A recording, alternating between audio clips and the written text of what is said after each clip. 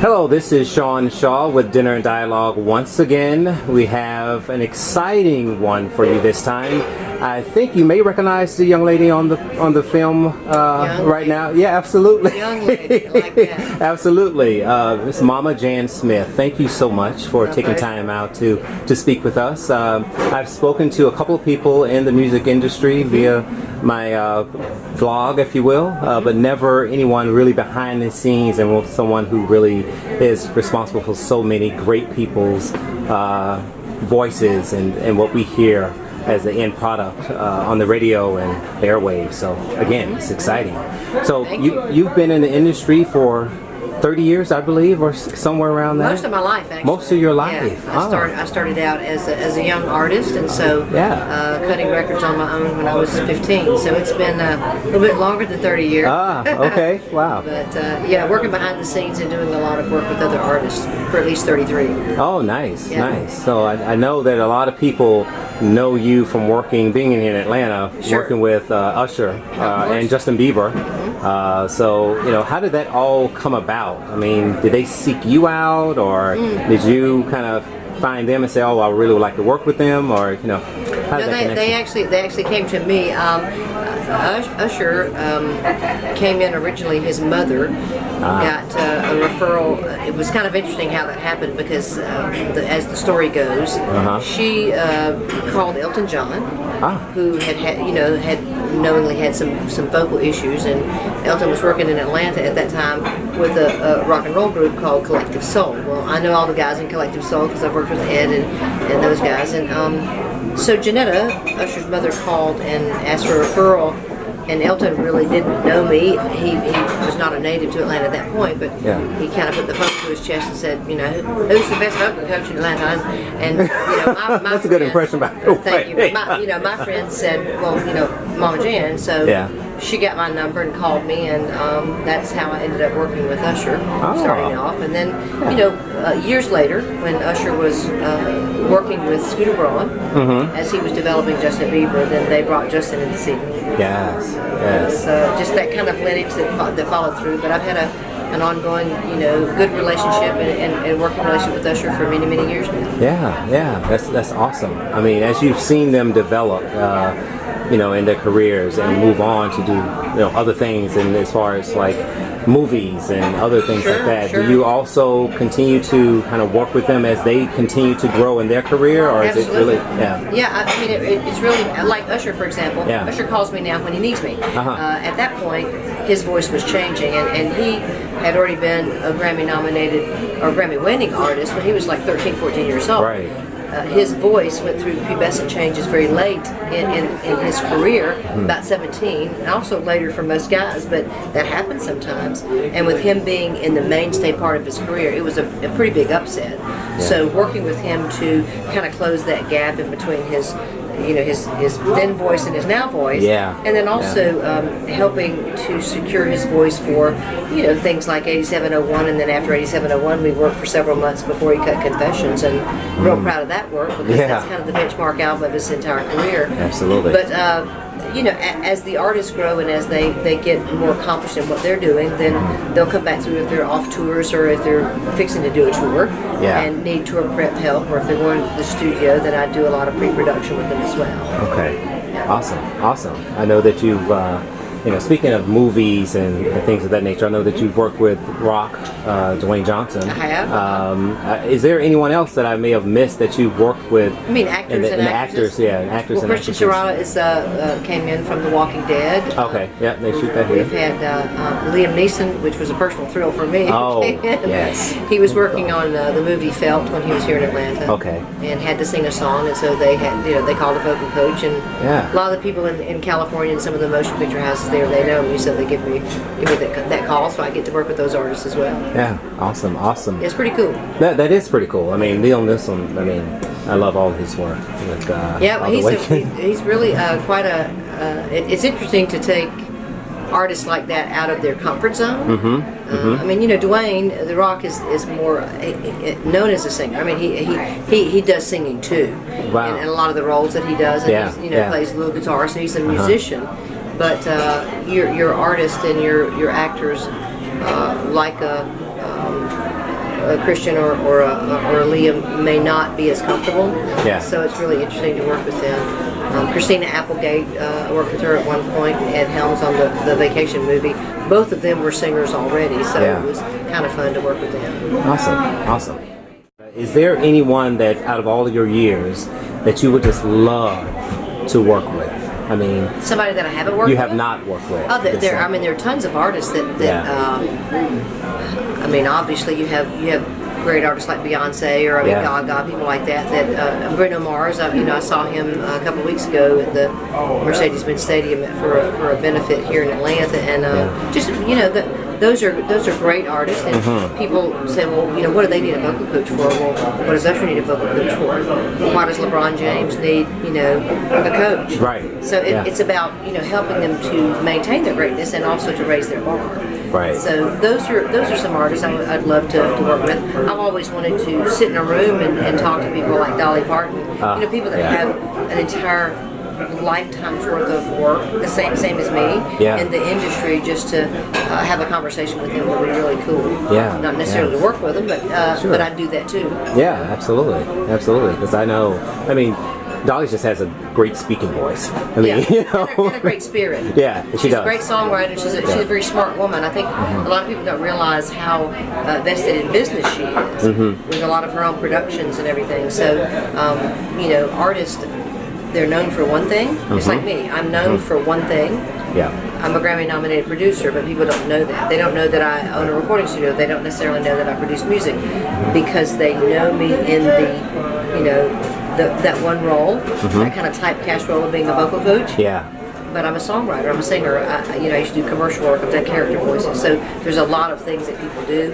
I'd like to know more about what makes Dolly tick.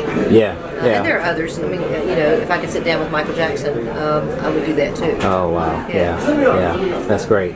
Now, I know that you work with a lot of great people, and to your point, you've mentioned some people that you would like to work with. Has there been a time where you've worked with someone you're just like, I just can't do anything with you? I mean, it's just... I think sometimes you either have it or you don't, or there's some challenges, I guess, well, there's when it comes to... I think there's always challenges. If you're talking about undesirable people, artists are quirky. Yeah. And I say that because I am one. I think that there are some people in our industry have more challenges than other people. Yeah. I really want to be there to help people. I can't often deal with a lot of the other issues that are not mine to deal with, mental health issues, substance abuse issues. But I'm also really clear about that with my artists. I think that it's really a matter of loving them as people and finding something about them that I can relate to, and also helping them to trust me so that I can help them. Right. It does help them in other aspects of their life sometimes. It's not always just the voice. Is getting people to stop drinking a little bit so their voice can be better. Yeah. So it kind of goes hand in hand with some of those things. But if you're asking me would I sit down and eat dinner with all the artists I've worked with, probably not. Yeah. But I can tell you that there's something I can find to love about them, even some of the most difficult ones that I've had to work with. Okay. So yeah. Awesome. Well, speaking of which, you mentioned that you people don't know or know you for that one thing.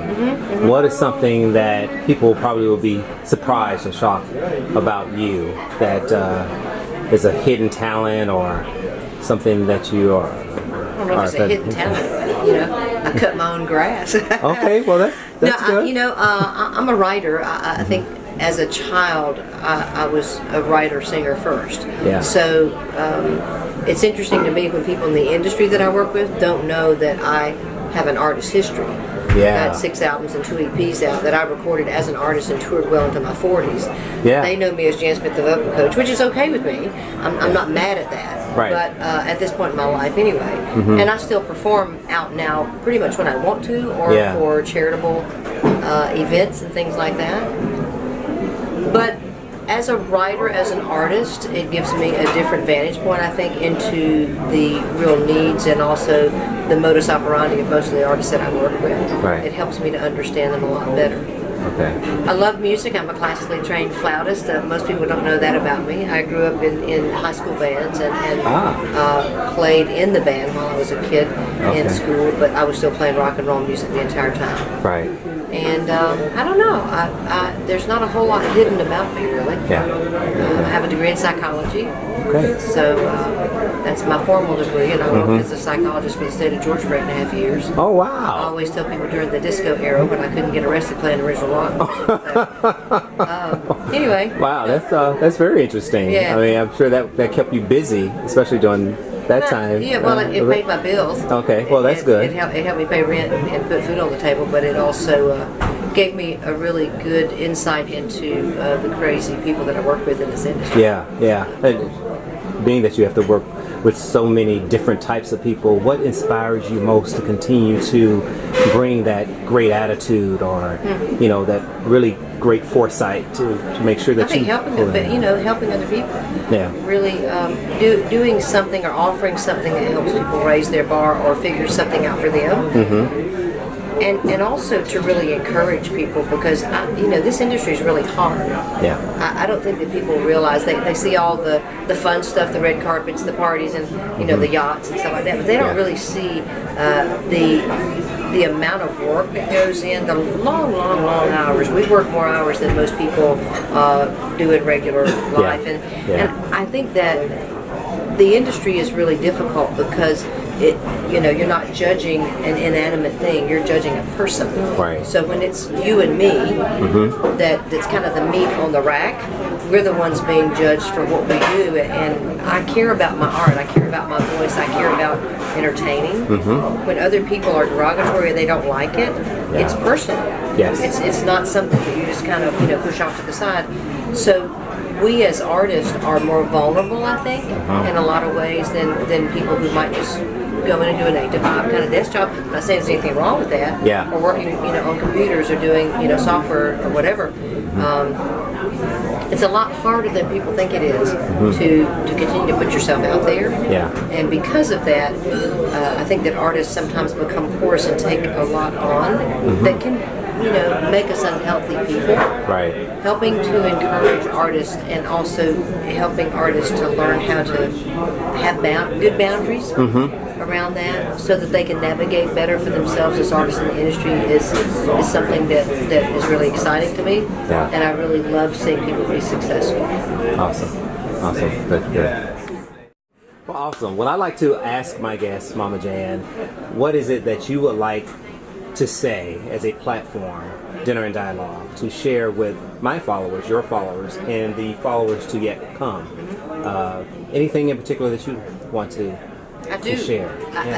One of the things that is a struggle for a lot of artists right now, and kind of in our world and our society, because of everything being digitized, people think that music is free, and I say this often, that music is the only thing that can enter your heart and your mind without your permission. It's also the soundtrack of our lives, and it's so important that we don't think about it. We don't think about what the world would really be like without it. Yeah. But if you if you go to dinner and you try to leave without paying your bill, you're going to have an issue. If you go to a grocery store and you get a loaf of bread and you walk out with it and don't pay for it, you're going to get arrested for shoplifting. Yeah. And yet people download and stream music for free all the time, and it's not free. It's not free. And so I would want for people to really sit back and think about that for a second.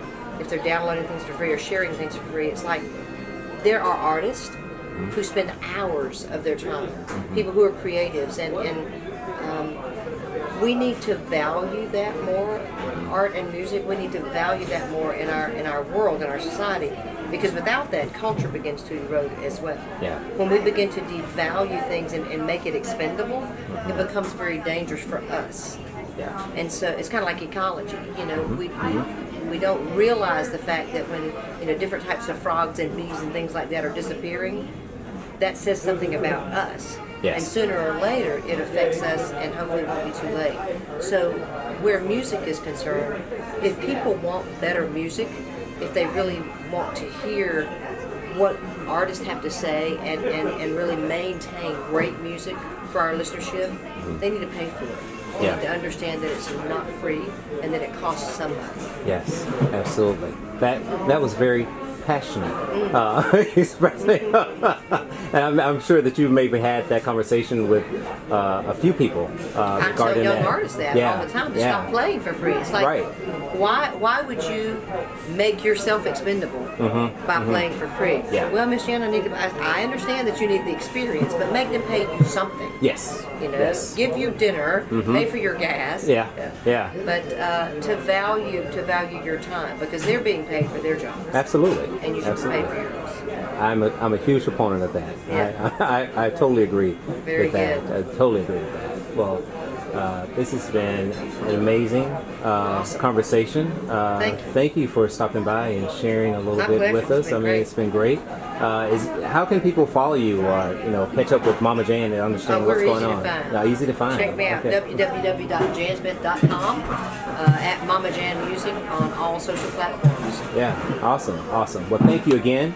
I'm delighted to sit down and share a great meal with you along Great. with some other Looking forward guests. to that. And this will be great. And we'll be talking to you really soon and following you as you continue to develop and find artists. Thank you so much.